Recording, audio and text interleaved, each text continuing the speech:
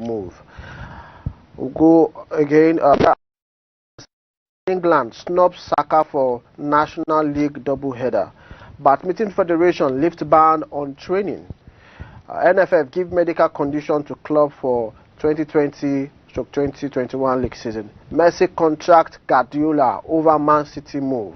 And also we'll be talking about Community Shield, where Arsenal is set to battle Liverpool later on Saturday. So we'll go for a short break, and when we'll come back, we'll start the show in earnest.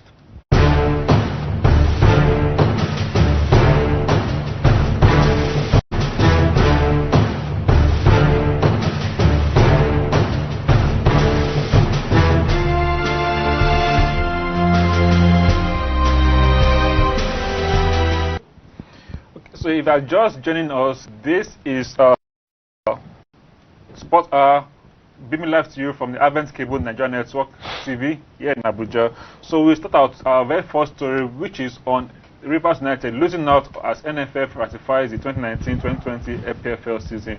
Now the Rivers United hopes of playing CAF Champions League football in the 2020-2021 season fell through on Tuesday as the Nigerian Football Federation failed to upturn the final table of the 2019-2020 MPFL presented by the League Managers Company, that's LMC. A statement issued by the football governing body announced done at its virtual meeting held at the instance of the president of NFF, talking about Amaju Melvin Pinnick. It is said that the meeting deliberated on all the issues arising from the first ending to the season by the COVID-19 pandemic. The agreement reached by the all stakeholders to use the points per game (PPG) to determine the final table and the subsequent petition by Rivers United. The committee unanimously recommended that the NFF Vetting Committee endorse the LMC decision and the final table for the 2019 season in line with NFF statutes.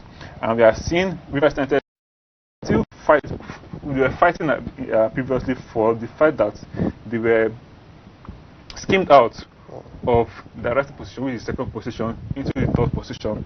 Like we said last week, they wanted to play, or they want to play in the CAF Champions League, yes, which is Africa's elite competition. They don't want to play in the CAF Competitions Cup, but now their hopes of playing in the league, in the Champions League, has been dashed. Yes. Now they'll be playing in the second tier football. That's CAF Confederation Cup. Yes. Like I said, we said on this show that since that the LMC have actually, brought out their own final side of Which is final. But it is final for me because I don't see any way that the NFF will actually, overturn that particular, release. They will not go. They don't have to go to court. You don't have to go to court for this because the competition. Because the competition, when the competition starts, how will you now, get to compete for the country? So there's no court case when it comes to this particular one, because the NFF has actually backed the LMC. So Iyimba, who have more experience than the one actually going to Champions League. We just hope they represent the country very well. We're coupled with the Plateau United, who will also be representing the country, while Rivers United and Kano Pillars get to represent the country at the CAF Confederation. I actually feel the pains of Rivers United based on the fact that they were second on the table, but with the introduction of the PPG, took them down to top position, and Iyimba that was fifth on the table came, leapfrogged them into second position because they played lesser games, and they used the PPG at the way of calculating the results. All thanks to coronavirus for because Iyimba will be very, very happy for them getting to represent the country. Yes, poison, so they say, because we know that they actually represented the country at the Confederation Cup and they got to the quarterfinal stage last season. They couldn't pass that stage, but as this time, I feel when they play in the CAF Champions League, they will see how they can be able to try, and play with the big boys and see how they can be able to defend countries that play teams like South Africa, Egypt, like Zambia. And they've lost some key players. Yes, they have also lost some key players. Their rivals. Rivers United. So that actually leads us to the next story, where Rivers United has confirmed the signing of Theophilus Afolukai and Aminama Ifeanyi from Iyimba. Both the Stanley Eguma side confirmed the signing of the experienced one, of their contract with the People's Elephant. Eyimba showed interest in keeping both players, but the People's Elephant could not reach the agreement over a new deal. Afolukai, who plays for Kano, who previously paid for Kano Pillars, is now expected to pocket 1.2 million as monthly salary for his new deal with Rivers United, while Smota is expected to pocket a million naira. The 32-year-old Afolukai, who spent 5 years with the People's Elephant after joining Abba's side from Kano Pillars in December 2015. What do you see Theophilus Afolukai actually moving from Eyimba, who will be playing in the CAF Confederation Cup, to a club, to Rivers United, who will be playing at the CAF Confederation Cup today? Now, Afolukai is one of the experienced MPFA players we have. Yes, same as Ifeanyi too. And I spoke with them yesterday, and Afolukai said he just wanted to leave. The reason why he left Eyimba to Rivers United was because he wanted a new challenge in a new environment. Having been in Kano Pillars, he left the north to the east. Now the east to the south. To the south. Probably he would be thinking of going to the west. So he said he just wanted a fresh challenge in a new environment. I quote him, in a new environment. And I'm talking about the money he's going to make. He said before he even left Eyimba, he was already the highest paid guy in the league. 600,000.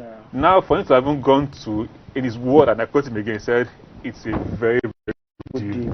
For him to have gone to Rivers United to be paid 1.2 million naira monthly. That means 250,000 naira weekly. Wow. Which is a good deal for him. It's a good, very good deal. That's just one part of his contract. Another part of his contract says that every clean sheet he makes in every game, either in the league, either in the Confederations Cup, either in the FA Cup, any game he plays in, he's going to earn 100,000 naira. Probably you are here analyzing why they are there. We are analyzing. I think it's a good one for me. So every clean sheet he makes is going to make more 100,000 naira. I no doubt Theophilus is a good goalkeeper any day, anytime. We have argued in this particular show that he should be in the Super Eagles team, but we don't really know what they're actually doing in that particular aspect. And the same thing with Ifeanyi as well too. Yes. He's going to be the highest paid defender. He's a well-experienced defender. He's 32 years, if I'm not mistaken. He knows the MPFL in and out. It's also sad that he didn't actually, get a move for him to, move to a top side in Europe. But as it is now, playing the MPFL is actually good for him. Playing in the Rivers United, we know Rivers United are very organized. Rivers United they are among the few clubs which they have sponsors on their own as a club. So I think it's a good move for him going forward for his career. Theophilus Afolukai, I hope he refused to. I also spoke with him. He refused to disclose his contract details. He said it is personal. I just hope but he's going to be the highest paid defender in MPFL. I just pray there should not be crisis, because if crisis gets to set it, he will now come out to the media and he will now want to talk. I said, I'm not be paid my salary. But Rivers United is an oil-rich club, backed by Rivers State government, who are very rich, so to say, and I don't expect them to owe their players and everything. Of course. And both guys said now they're going to bring their experience, their winning mentality that they've garnered over the years playing for Imba. I think they both played 6 seasons, and they've won the league, and they're going to bring their winning mentality and impact. For me, it's a good boost for the Rivers United. It's a good deal. Now, still talking about the CAF Confederations Cup, the federal government has approved Ahmadu Bello Stadium for Kano Pillars through the Ministry of Youth and Sports Development. Now, Kano Pillars are going to be using the Ahmadu Bello Stadium for their CAF Confederations matches, and I think they'll be using the Wiki Tourist Stadium for their home league. Now, the reason is because they are trying to renovate their home stadium yes, of course, in line with CAF recommendations. Of course. I think CAF is trying to ensure that all African stadiums are natural grass. That standard. What do you think? What do you think about? I think it's a good one for CAF, for Kano Pillars to actually get to renovate their stadium. At this point in time, I still strongly believe that Nigeria played a larger part when it comes to in the country, because most of our MPFL clubs still use AstroTurf, and which is not actually good for players, yes. For the flow of the ball is not actually good. So many coaches actually complained last season due to the fact that they didn't get to win some matches due to the nature of the pitch. But at this point in time, the Ahmadu Bello Stadium is a natural grass stadium, but they still need a little bit of facelift in that particular stadium. They should fix all what is needed for them. Stadium Nigeria. All stadium in Nigeria, they should actually fix it so that at least we can have a good flow of football. And mind you, Ahmadu Bello Stadium, anytime they are getting to host any particular match, you see massive crowd trooping the stadium to come and support their fans. Now their fans, the fans not be there to watch their beloved players play in Kano. But I expect that these fans will move in droves to wherever Kano players are playing. Even the fans in Kaduna already will actually fill that stadium. Kano players, I think they have the highest number of fans. They are the most followed football club in Nigeria. No doubt about it, because the northern part of the country, they enjoy watching their own people play in the pitch. So I think we should also encourage that in other parts of the country. Let's see how they can be able to support their team whenever they are playing their own football matches. And this is a means for the government to even come in, and this process can help stop insecurity, can help stop banditry, can help stop any form of violence, because these guys, they so much love football. They can abandon everything they are doing, to go and football. Follow that team wherever. And it does not even matter, even though Chelsea or Arsenal they are playing. If Kano player is playing in that same time, you still see people in the stadium getting to watch them. And it's not as if you see maybe 1,000 or 2. You see them overflow even climbing the scoreboard, just to watch Kano players. Just to show the love they have for Kano players. Okay, so we'll go to the next story where Super Eagles star indeed misses Leicester City training and miss Tottenham Hotspur links. Indeed, he has not resumed pre-season training with the English Premiership side. Leicester City amidst recent speculation surrounding his future, with a report linking him to move to Tottenham. Do you see a possible move of Ndidi to Tottenham, knowing fully well that he has hood a lot of competition in that particular team? Now, if Mourinho wants Ndidi, Mourinho will get him. Mourinho wants, he gets. Whatever he gets, that means he actually has interest in it. So for Ndidi to be rumored to have links with Tottenham Hotspur, that means there could be something that Mourinho wants in that team that he cannot get with the current players who are there right now. And Ndidi is a stalwart. He was rated the highest. Was rated the best defensive midfielder last season. So if it goes to Tottenham Hotspur, it will be fine. Because at least the likes of Eric Dyer, probably who have not been able to perform up to standard, up to Mourinho. Sissoko is there also. Maybe they've not performed up to the required Mourinho standard. And it is that kind of African player that Mourinho wants, that he can always. Can he actually break into that particular squad for him to, make the starting 11 in their Premiership? Yes, Ndidi can. He is up to the task. He can definitely do that. He can definitely break into any team, because he has that physicality, he has that strength, he has that ability to break attacks and even launch attacks. Mourinho is, Ndidi is a good ball winner. He breaks up defense and he helps to launch attack. So Tottenham was poor last season, and Mourinho Mourinho has one affinity with black players, especially for that defensive role he requires in his team. If you look at his team from Chelsea, he had Makelele. Yeah, he brought Mikel also. Mikel Essien. He came to Madrid. He had Kedira. Even brought Essien again to join. He was in Inter. He has always had affinity with black guys who help him to, black players rather, who help him to marshal his defense. Yes. And is one of the most rated ball winner in England. We just hope that deal eventually proves true, because Tottenham they will be playing in the Europa Cup, if I'm not mistaken. Yes, they'll be playing in Europa Cup next season. Leicester also will be playing in Europa Cup next season. So everything, by and large, it will be a good move for him actually going to Tottenham. At least he's not leaving England. Yes, he's not leaving England. So we'll go to the next story where advantage for Nigeria as England snubs Saka for National League double header. Do you think this is a blessing for Nigeria in disguise? But mind you, he was called up for the national under-21 team for England for them, to play their own European qualifiers. Do we really need Saka in Nigeria? Actually, if you ask me, we really need Saka in Nigeria. Why do we need? Because he's very good. He's versatile. He's very, very good. Defensively, he's very good. I agree with you. When it comes to offensive, also, he's very, very good. So I feel we should actually bring him. We should actually put all our efforts. Are you talking as a Nigerian fan or as an Arsenal fan? Let me know now. No, I'm not. I'm talking generally as a Nigerian. Okay, fine, good. I personally do you know why? I personally feel that we don't need Saka yet. In my own view, we don't. Okay, imagine Adibin, Southgate list Saka among his 24-man squad to play that double header. Will he eventually play for Nigeria again? He will not. The same way we're clamoring for Tammy Abraham. Come and play for Nigeria. What happened to him? He went to England. He went to play for England. Tomori, the same thing. But mind you, after 2-3 matches, you will see that they will not call them up again in England. Me personally, I don't think we need Saka yet. We still have good players who can play in that position.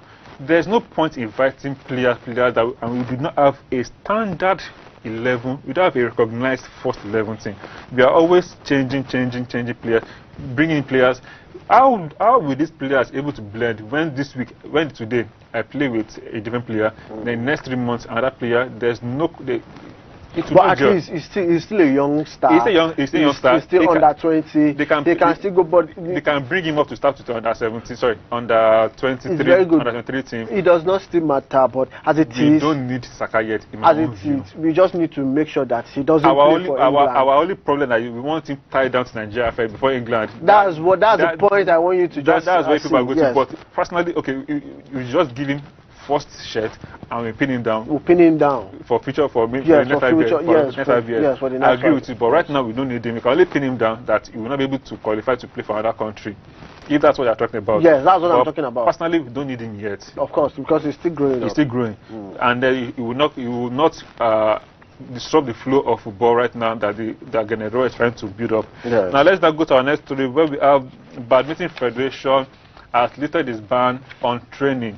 The Badminton Federation of Nigeria has lifted restriction on training and allowed its players to go back to the court in line with the Presidential Task Force on COVID-19 I think it's a good the Ministry of the Youth and Sport Development. I think it's a good one for sport, getting to come back, getting to pick up. This means the coronavirus, because the coronavirus has really dealt with the sporting sector. And looking at what is happening around the world, other countries have actually resumed their sporting sector. We just Nigeria that we are yet to resume fully, but I think it's a good one. No, it's a gradual process. It's a gradual process because we're looking at how porous our system can be if 60,000 people appear in a stadium and one person has coronavirus and spreads. But look, but look at the political rallies that they held in Edo State, Ogun State. Ondo State. Ondo State.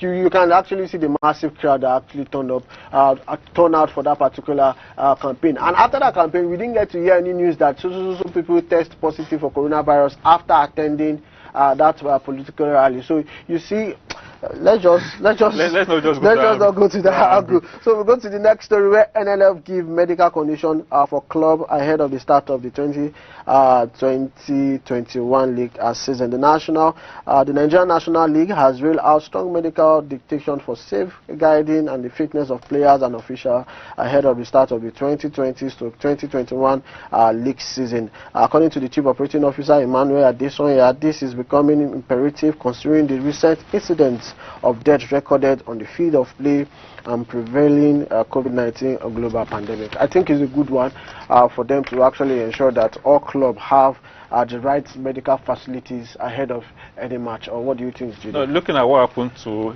this guy that died in Nasarawa United last season, Martins, Chineme Martins, yeah. It was a very sad incident. That at that point there was no medical, in fact the ambulance that even came was a walking ambulance. Was a walking ambulance that they had to even push. They have to push to the stadium. Out of the stadium, and every minute counts. Of course. Every second counts. Yes, there was no medical personnel on ground. There was no facility. There was nothing to save that young guy's life, and unfortunately the guy died. Look at what happened to Taiwo Awoniyi. There were a lot of medical. Instantly, in fact, the referee himself wasn't even saved him first before the doctors came on board. I feel also they should even actually train all our players on first aid. We have seen situations whereby a player, we see another player dipping his hand into his mouth to prevent him from swallowing his tongue. Of course. Before other players. So it's a good thing if we can have players, the NLL, the LMC get to train players on first aid when it comes about saving lives of any player in the field of play. Football or sport generally has to do with you have to have good health. Of course, you have to have good health. You can't be playing, your heart stop breathing, and there's nobody at that point to. So NLL is trying to make sure that every player must have medical insurance.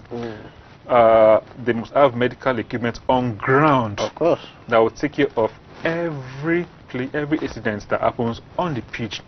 And when that Chineme case happened, I was of the opinion that we have Ministry of Health. These clubs are owned by the state government. Can't the Ministry of Health partner with the state government instruct the state commissioner of health to provide necessary to even delegate team doctors to their states? Okay, don't go to general hospital. Your job is to be the team doctor of this club, or the team nurse of this club. Of course. And there must be ambulance in every stadium. Not even one, two, minimum of two at least for any unforeseen circumstance. Carry the players away. What does fully equipped, not just ambulance with only bed. Fully equipped with on-site facilities that once it happens, take the player out, treat him before he goes to the hospital for proper medical care. Yes. Now let's now go to one of the biggest news making rounds around the world. Because this is one of the biggest players we can ever think of that has graced the world of football. And I'm talking about one man they call Lionel Messi, who has sent in his transfer request to leave Barcelona to every club, and now he has contacted his former boss, talking about Pep Guardiola of Man City, that guy, I want to return to play with you. I want to play under you again.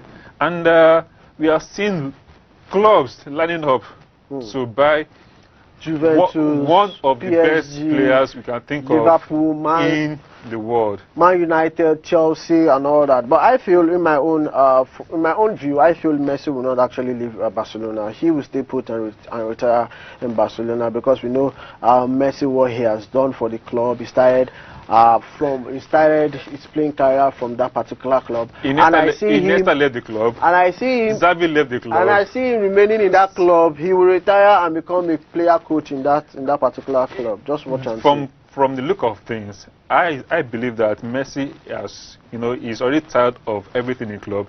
He wants, in fact, he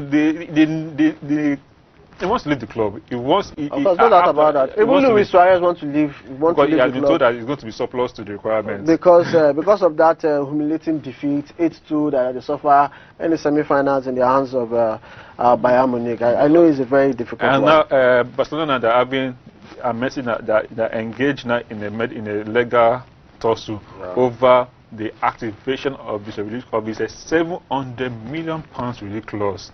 Wow, money is too much. And the clause was supposed to be activated May 31st of this year. But due to the coronavirus, that was when the lockdown. Yes, and the club said the time has passed. You cannot activate again. Now, Messi lawyer are saying no, it can still be activated because it was not his fault that there was no football at that period. Look at the FIFA in Man City. His contract expired during that COVID-19, but during the lockdown. Yes. But it was extended because there were still games to be played. Of course. So the lawyers are saying no, it can activate this clause. I just felt Messi was just disappointed with the team performance in the 2019-2020 Okay, but let me ask you now, if he leaves now, which club can conveniently pay that £700 million release? It's just two clubs that we have in the world. PSG and Man City. Any other club does not have that has such amount to pay. But you know that they can bring down the price.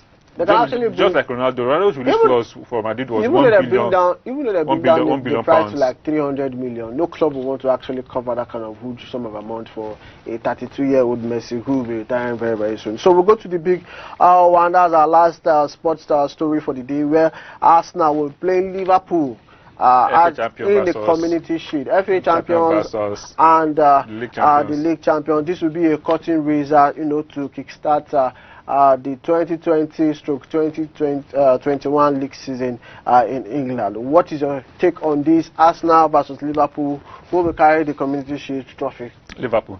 I go for Arsenal anyway. I want to. That was the same thing that you said when Arsenal was about to play Chelsea in the FA Cup final. You said Chelsea was going to defeat Arsenal, but eventually Arsenal actually carried the day.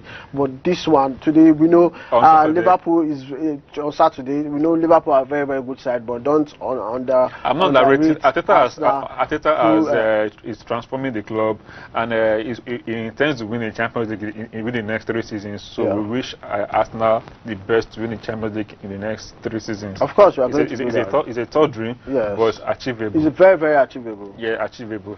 So on Saturday, it's going to be Arsenal versus Liverpool, and we'll see who will kickstart the league with a trophy. So this is how much we can bring to you today. We hope you have enjoyed every bit of today's show. And as we continue to battle against the coronavirus pandemic, we urge you to keep safe, to continue to obey the guidelines as set out by the federal government. Keep your social distancing, wash your hands regularly, or use an alcohol-based sanitizer. And remember to always use your face mask. I remain Olusolojide. To come your way, same time, same station, I am Olawale Ayeni. God bless. Bye-bye for now.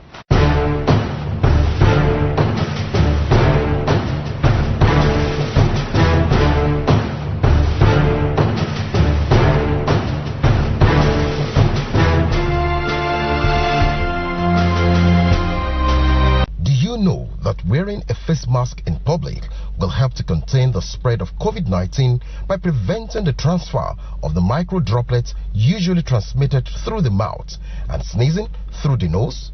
Although as much as COVID-19 protocols of maintaining physical and social distancing, strict adherence to hygienic practices are also vital in managing the spread of the coronavirus. The importance of wearing a face mask cannot therefore be overemphasized. Do you know that you can also join virtual church meetings if you cannot attend physical ones like virtual church service brought to your screen?